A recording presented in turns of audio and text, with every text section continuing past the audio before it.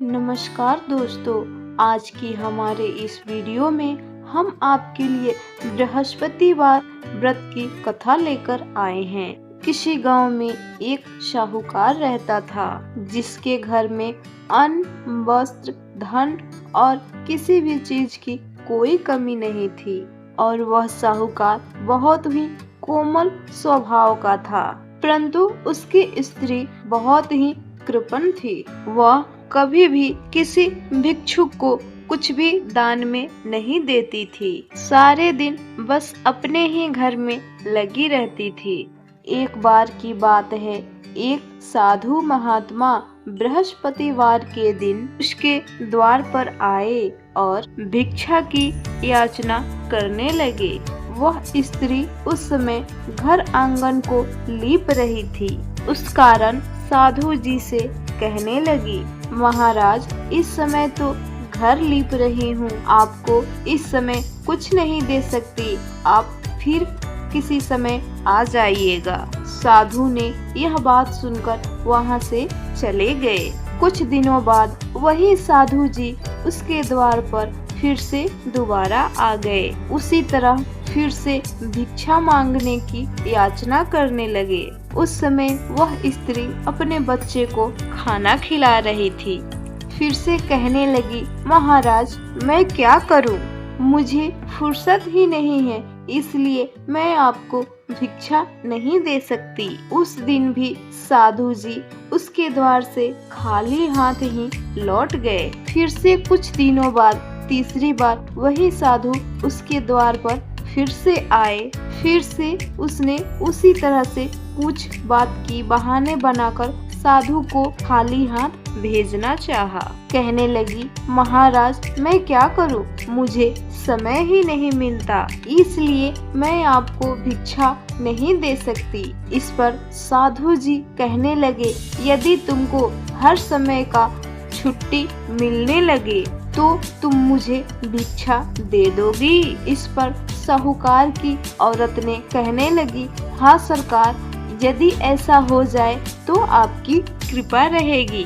तो इस पर साधु महाराज कहे, अच्छा, मैं एक उपाय बताता हूँ। तुम बृहस्पतिवार को दिन चढ़ने पर उठो और सारे घर में झाड़ू लगाकर सारे कूड़े को एक कोने में जमा करके रख दो। घर का चौका मत लगाओ और घर वालों से कह दो कि हजामत कराएं। रसोई में खाना बनाकर चूल्हे के पीछे खाना रख दो।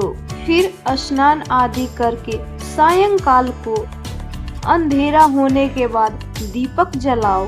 तब बृहस्पतिवार को पीले वस्त्र मत धारण करो और ना ही पीले रंग की कोई वस्तु का भोजन ग्रहण करो।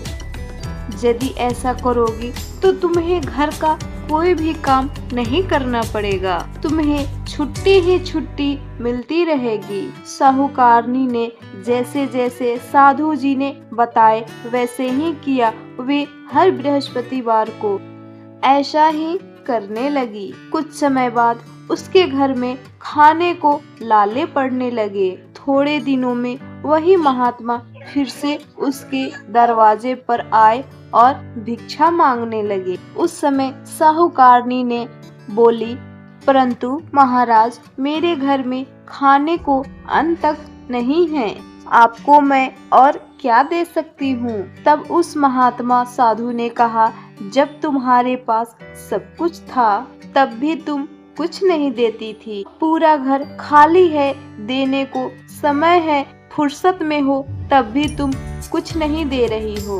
तुम चाहती क्या हो? इतना सुनते ही साहूकारनी ने हाथ जोड़कर कहने लगी, साधु महाराज, आप कोई ऐसा उपाय बताइए, मेरे घर में पहले जैसा धन धान अन्न धन की कोई कमी ना रहे। अब मैं प्रतिज्ञा करती हूँ, आप जैसा कहेंगे मैं वैसा ही करूँगी। तब साधु महात्मा जी ने कहा, बृहस्पतिवार को प्रातःकाल उठकर स्नान आदि से निवृत्त होकर घर को चौका लगाओ तथा घर के पुरुष को हजामत न बनवाएं। जो भी भिक्षुक द्वार पर आए उन्हें खाली हाथ मत विदा करो। सायंकाल अंधेरा होने के बाद दीपक जलाया करो। ऐसा करोगी तो तुम्हारी सारी मनोकामनाएं भगवान बृहस्पति देव पूरी करेंगे। साहूकारनी ने हर एक गुरुवार के दिन ऐसा ही करने लगी। कुछ ही समय बाद उसके घर पहले जैसा अन्न धन से भर गया। इस प्रकार भगवान बृहस्पति देव की कृपा से अनेक सुखों की भोग कर वह दीर्घ काल तक जीवित रही। तो दोस्तों, कैसी लगी आज की हमारी इस वीडियो की कहानी बृहस्पति देव की कथा? कमेंट में जरूर बताएं और जय बृहस्पति देव जरूर लिखें।